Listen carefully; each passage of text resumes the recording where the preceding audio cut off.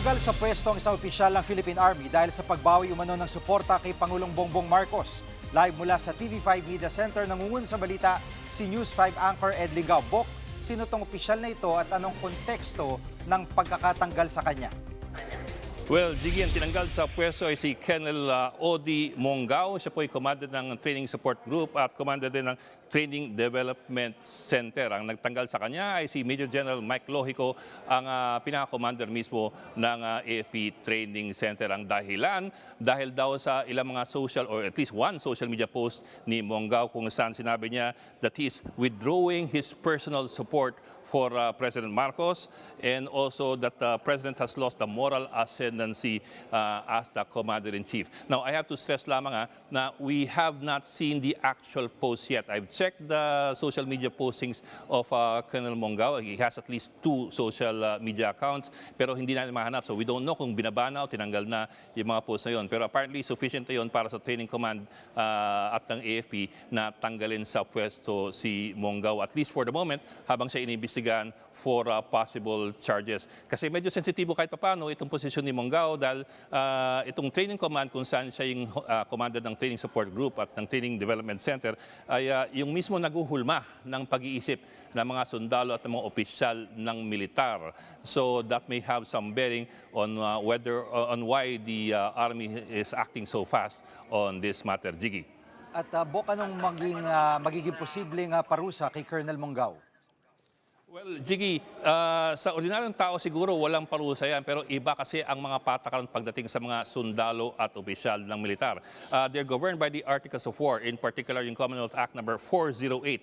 Let me specify to you yung mismong article. Article 63 of the Articles of War, ang nakalagay po dyan ay yung disrespect for the President, the Vice President, and the National Assembly. Kasi this was passed in 1938 pa, may National Assembly pa noon. So any contemptuous or disrespectful words uttered against the President, the Vice President, and the National Assembly ay maaring parusahan. As well, Article 64 ng Articles of War, disrespect towards a superior officer. Ang maaari nitong mangyari ay possible dismissal from the service and whatever punishment a court-martial may decide in this particular case. So yun ang mga posibilidad na pwede mangyari kay Colonel Mongao. Yung implication nito, Bok, sa AFP, anong nakikita mong maaaring epekto nito? Well, it's not the first time that this has happened. Of course, you do remember Oakwood Mutiny of 2003, kung saan si Trillanes mismo and members of the Marine Force Recon, the Special Warfare Action Group, the Philippine Navy, the Philippine Air Force, nagsama-sama sila doon sa Oakwood at nagtawag ng pagbibitiw ni Gloria Arroyo dahil sa umunay korupsyon sa military spending. So that was one case kung saan, well, hindi lang yun disrespect, that was actual mutiny, but also under the Articles of War. Then you had also several other cases in the past, among them yung withdrawal support in the case of Colonel Carabin, General Danny Lim, and so on down the line. I think that was in 2006. So it's not the first time this has happened in the past as far as the government is concerned, but it's the first time this is happening to President Bongbong Marcos's administration. So I suppose at this time they're looking at whether this would have any consequence doon sa, number one, doon sa moral ng militar, at number 2, kung meron pa mga susunod.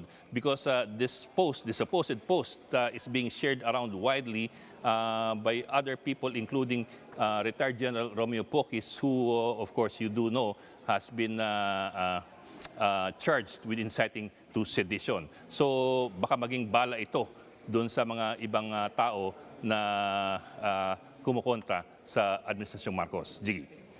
Maugong na magkakaroon ng balasahan sa gabinete ngayong araw, pero wala pa rin kumpirmasyon ang Malacanang tungkol dito.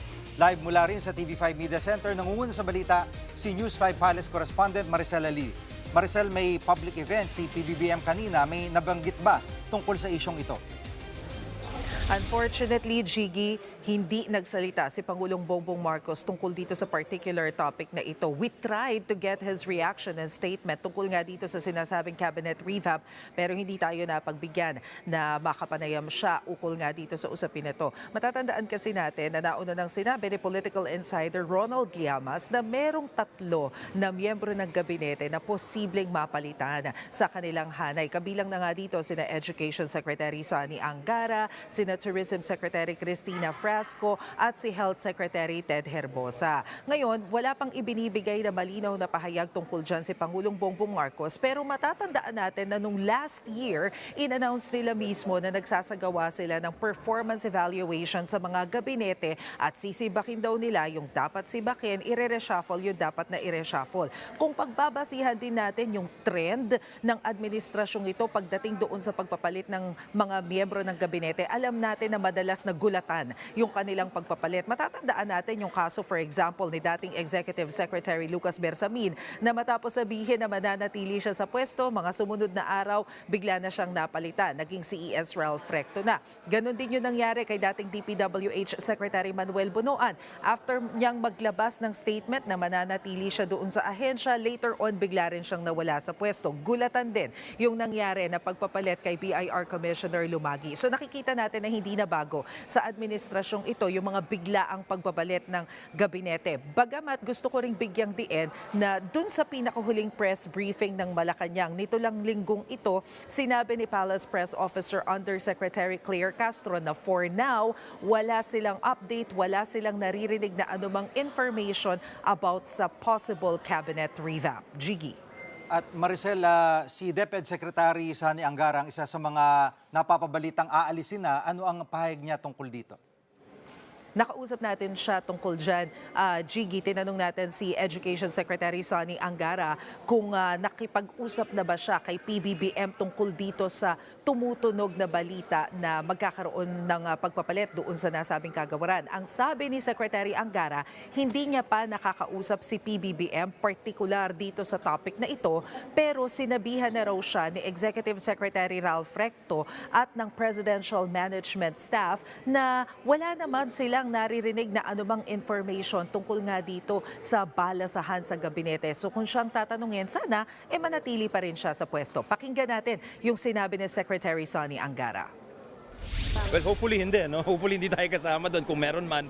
At syempre, we appreciate, nagpapasalamat din tayo sa statement ni Yusek Claire na clarifying that there is no such revamp.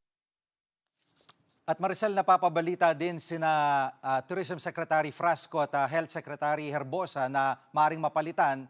Anong mga pahayag din nila tungkol dito? Jiggy, nakausap na natin si Health Secretary Ted Herbosa tungkol dito sa ugong-ugong na ito. Dahil nagpunta rin siya sa Malacanang kamakailan lamang, na itanong yan sa kanya, ang sinabi ni Secretary Herbosa, hindi yan totoo. Itinanggi na niya na mapapalitan siya sa pwesto at muli rin niyang iginiit yung sinabi ni Yusek Castro na for now, wala pa naman silang naririnig anything about cabinet revamp.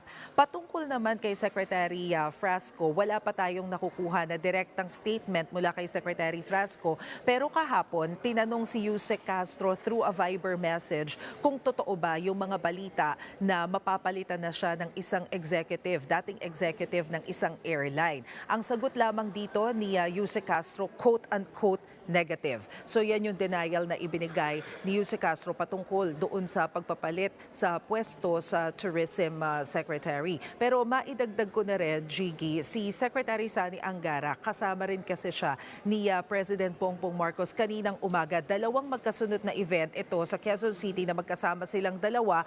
Yan yung una, yung sa Quezon City Science High School kung saan nilaunch ng DepEd itong programa nila ng Artificial Intelligence para maisa mga sa basic education. At pangalawa, nagpunta rin sila pareho sa San Francisco National High School para inspeksyonin naman yung mga building na nasunog dyan last year at para mailatag yung mga plano ng pagbabago dito sa mga classrooms na ito. Yan muna ang latest. Balik sa iyo, Jiggy. Yan pong ulat ni Maricel. Pinapahanap na ni Ombudsman Boying Remulla ang mga nasa likod ng bali-balitang na-ospital siya. At sa kanyang pagsipot ngayong araw, may pasaring si Remulla kay Senador Amy Marcos tungkol sa flood control scandal. Ang detalye sa Agenda Report ni Joan Manalo. Bukod kina Senators Jinggoy Estrada at Joel Villanueva at former Senator Bong Revilla, isang incumbent senator at isang dating senador ang tinitignan na ring sumalang sa preliminary investigation ayon kay Ombudsman Jesus Crispin Remulla. Pero ayaw na munang magbanggit ni Remulla ng mga pangalan. Let's just lay off on the names kasi it's misinterpreted and some people want to push the issue more and try to put a date. I will not do that. Tapos na tayo ron. I think we've learned our lesson from that. That we cannot give any dates or any commitments about anything. It's just that you see us here every day working to make sure that justice is obtained by the Filipino people.